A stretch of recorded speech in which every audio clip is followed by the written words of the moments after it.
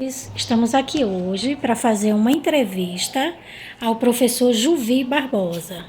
O professor Juvi Barbosa é um professor concursado da Prefeitura do Recife e ele é cego. Então, nada melhor como a própria pessoa falar um pouco sobre a acessibilidade. Tudo bem, Juvi? Tudo bom, Ivone? Pronto, vamos papear um pouquinho aqui sobre a tua experiência de viver numa cidade sem muita condição e sem muita acessibilidade, né? Mas me conta um pouquinho, você nasceu cego, Sim, tem pessoas na sua família? sou de uma família de 10 filhos, onde 5 nasceram cegos.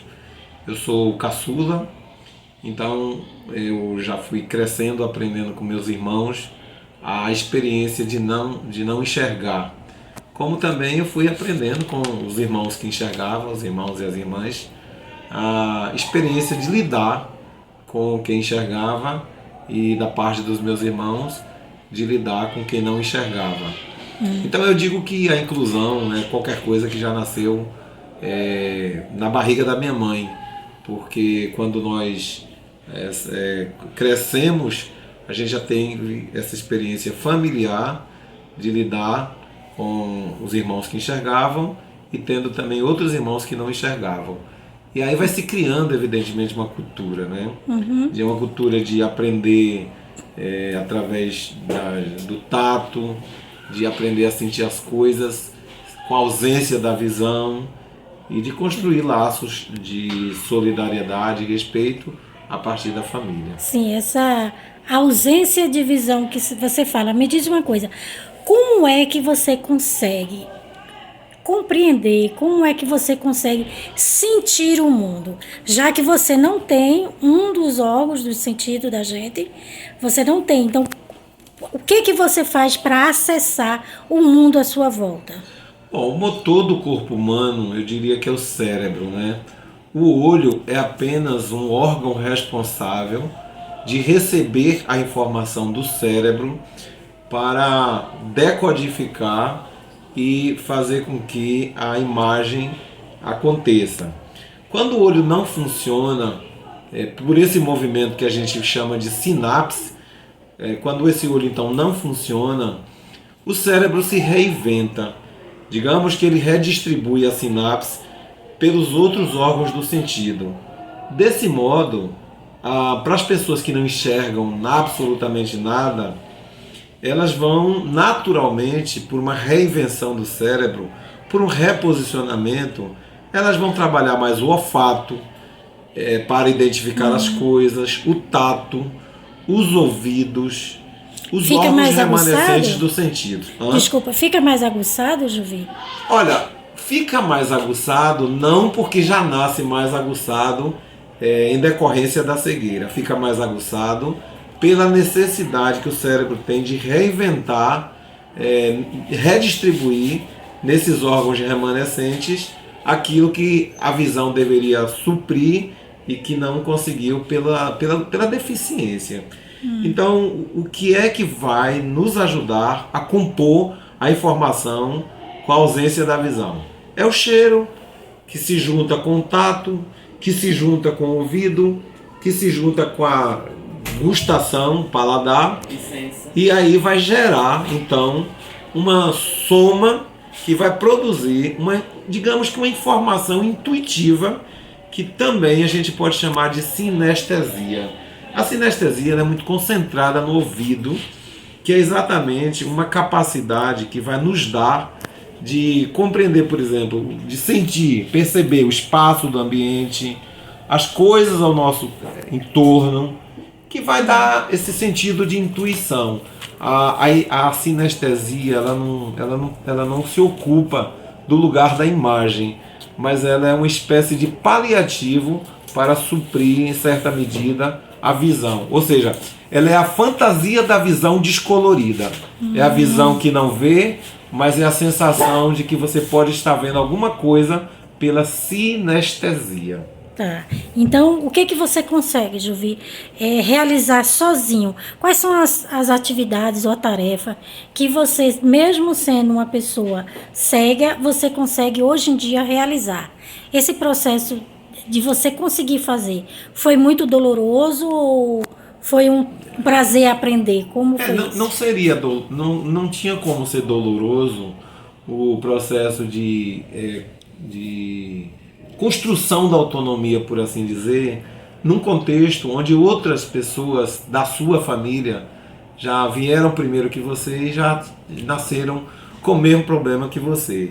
Então, eu tenho a impressão que você pode estar perguntando em relação à questão da autonomia. Isso. Então, nesse sentido, por essa relação de experiência, por essa socialização de experiência, a gente vai aprendendo a tomar banho só, porque como qualquer criança, primeiro a mãe vai nos dando banho. E se a mãe vai dando banho a gente, ou a irmã mais velha, sempre alguém mais velho, aquilo vai criando uma memória, que no caso das pessoas cegas, elas vão transferindo para o tato.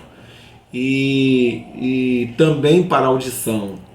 E aí faz com que a gente sim consiga futuramente tomar banho sozinho, faz com que a gente consiga se vestir sozinho, faz com que a gente possa ter cuidados pessoais sozinho e até se virar dentro da casa sozinho.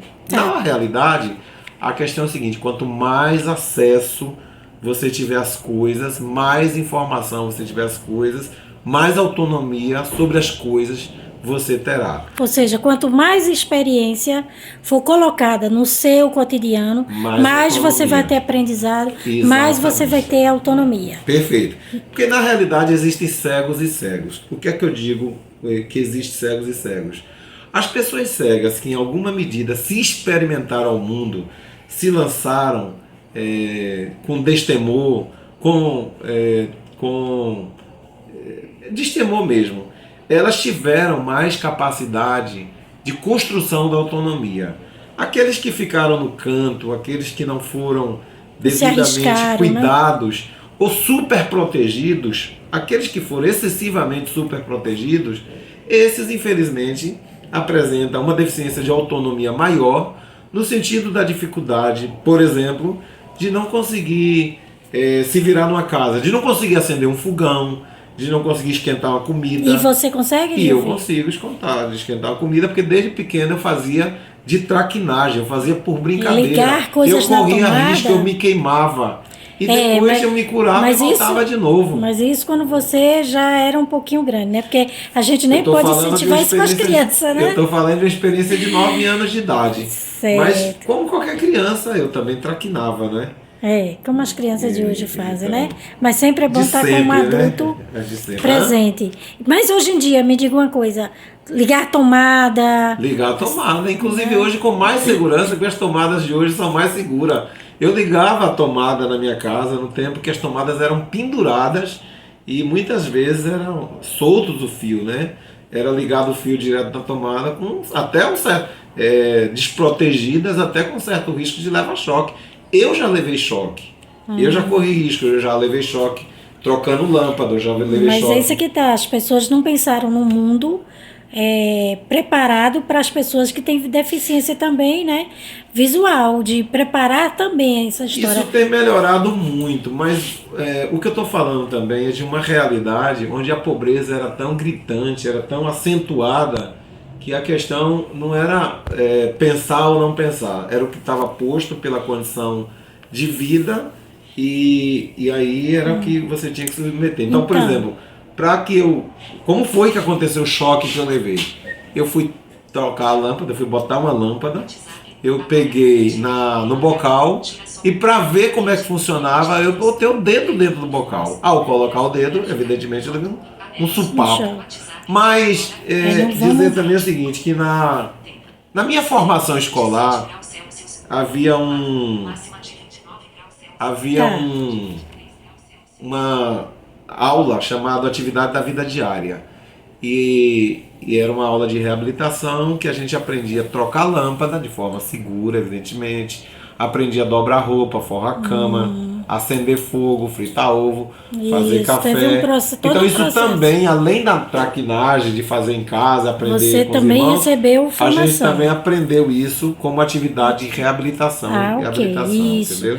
Então me diga uma coisa, já que toda essa gama de formação que você teve, nesse processo você também aprendeu a ler Braille. O que é Braille exatamente? Braille é o nome de uma pessoa cega que há mais de 200 anos nasceu na França, chamado Louis Braille, que aos 5 anos de idade ele ficou cego devido a uma brincadeira. Ele foi brincar com a ferramenta do pai, e a ferramenta era pontiaguda, e essa ferramenta bateu nos olhos dele e ele ficou cego, porque ele pegou a infecção e perdeu a visão dos 2 olhos. Ok.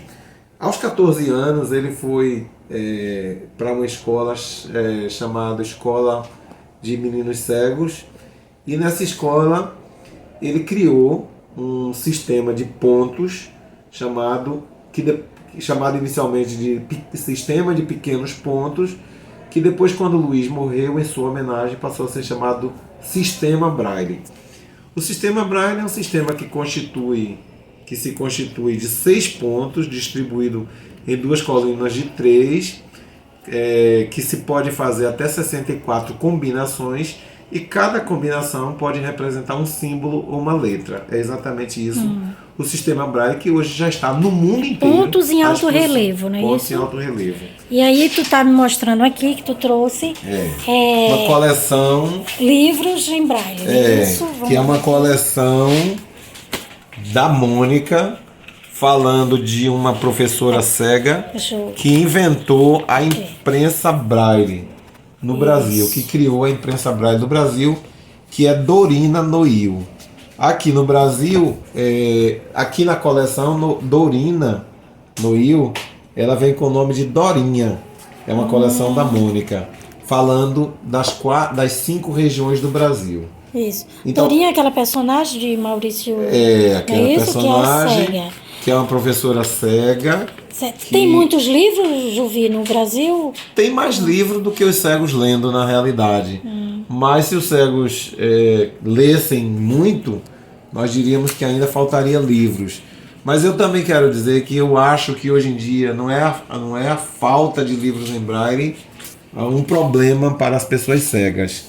Porque existem também outras formas de você ter acesso a livros, que são os livros em áudio, né? No YouTube, livros em CD, livros em book, audiobook, etc. Certo. A máquina de escrever, a máquina de escrever mostrar?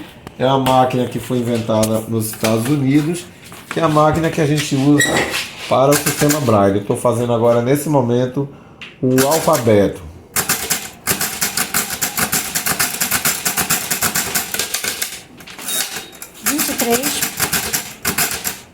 Vou fazer as 23.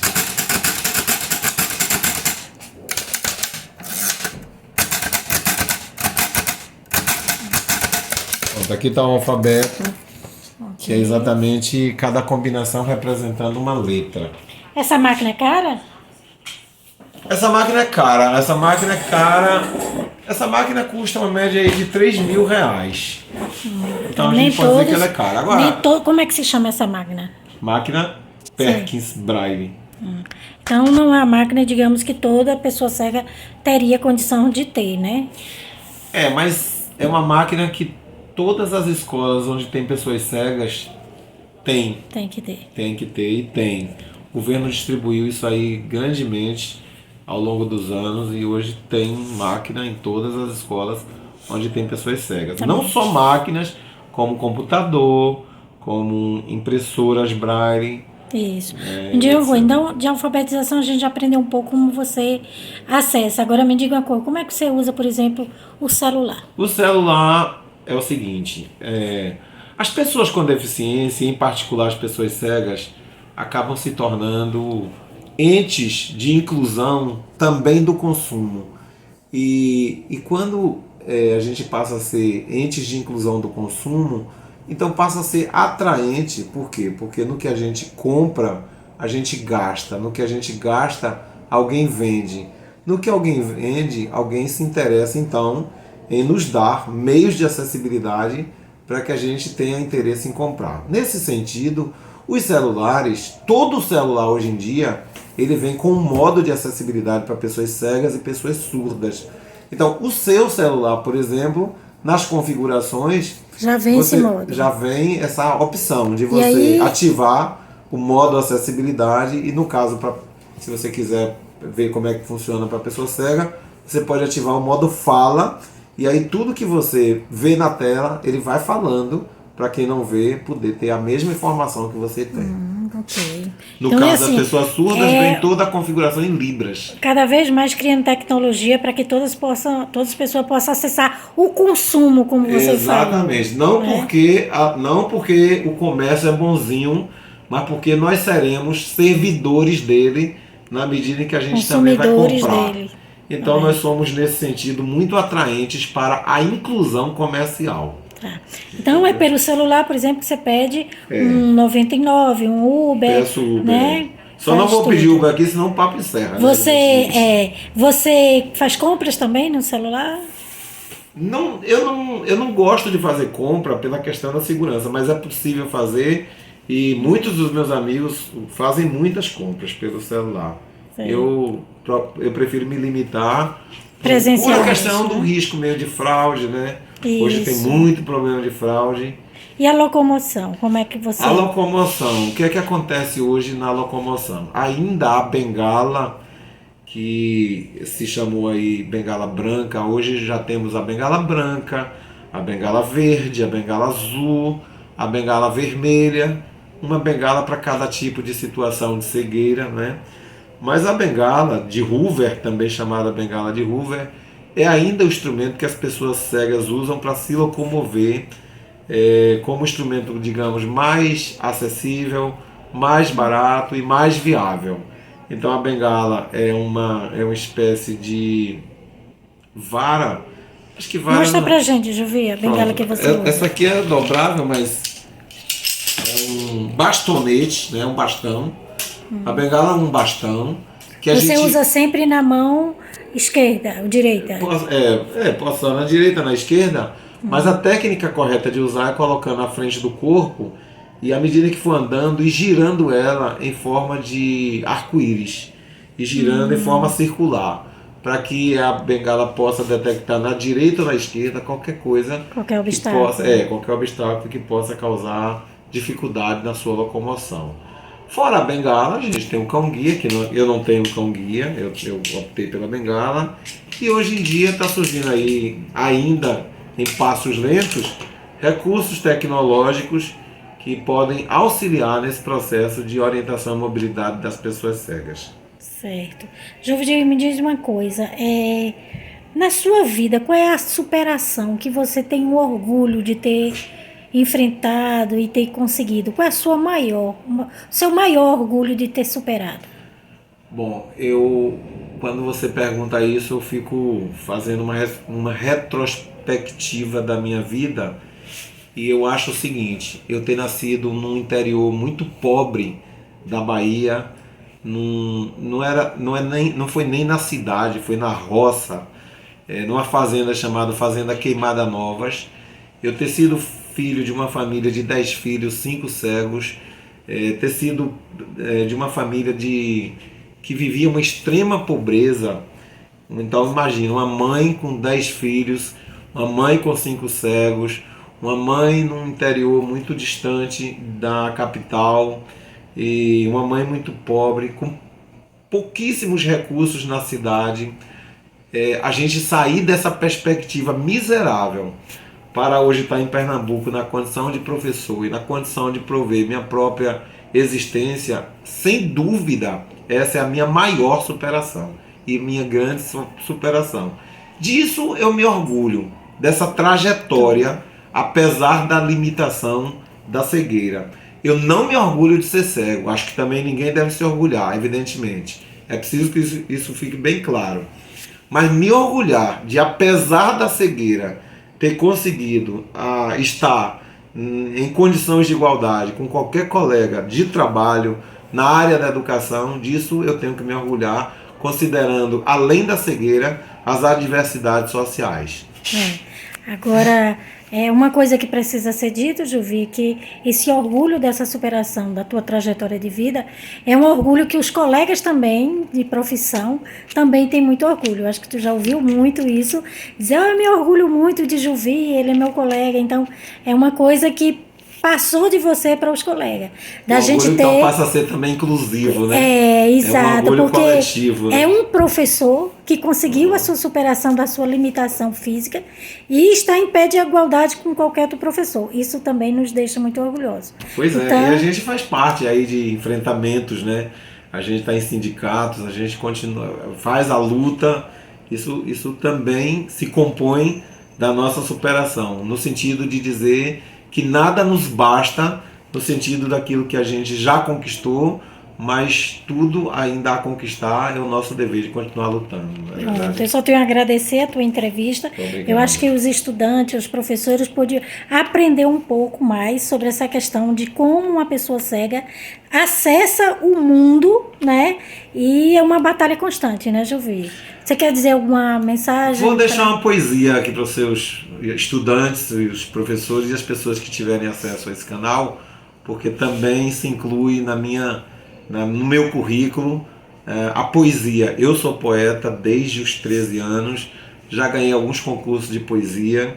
Agora vai sair uma antologia, uma poesia minha publicada na Absurdos Editora, que é uma editora independente lá de São Paulo.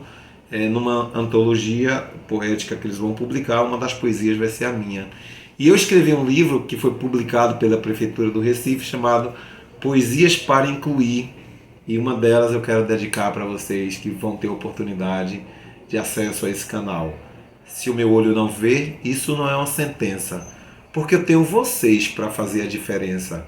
Na descrição da imagem, ao revelar a paisagem que me dá tanto prazer, o olho que vê deve servir ao olho que não vê. Portanto, experimente essa crença, compreendendo a diferença dos que precisam pertencer. Muito bem. Obrigada, Juvi. Até a próxima. Valeu. Vamos refletir sobre todas essas questões. Um abraço e até logo. Até logo.